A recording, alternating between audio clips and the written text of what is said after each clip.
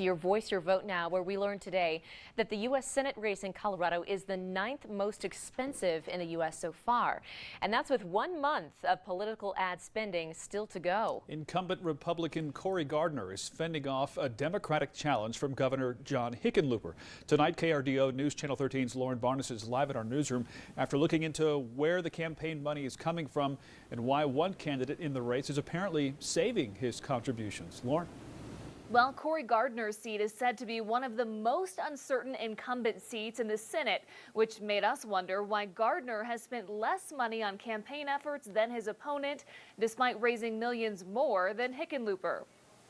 Tune in to any KRDO newscast with just more than a month until the election, and you'll likely see ads like this. I'm Cory Gardner. I'm John Hickenlooper. I approve this message. Colorado's a battleground state, and this seat both parties regard as essential for trying to either keep control of the Senate or gain control of the Senate. The Center for Responsive Politics shows Cory Gardner has raised nearly $17 million in campaign funds, but has spent about $6.5 million.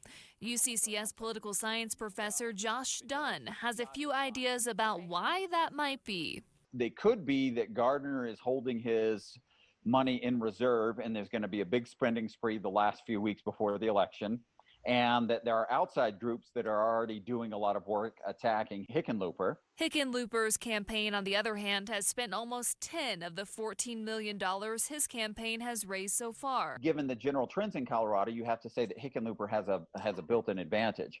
Almost $25 million in outside spending is fueling the Colorado Senate race, the highest ticket items for both candidates, payroll and political ads.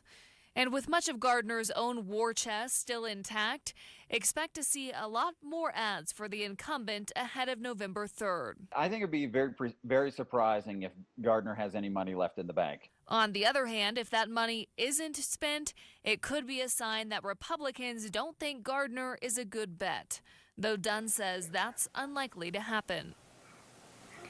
A considerably smaller amount of money has been spent on the U.S. House of Representative races, which is typical. Republican Congressman Doug Lamborn has raised more than $370,000 to try to keep his seat. That's more than any of the other congressional candidates in nearby districts combined. Live in the newsroom tonight, Lauren Barnes, KRDO News Channel 13.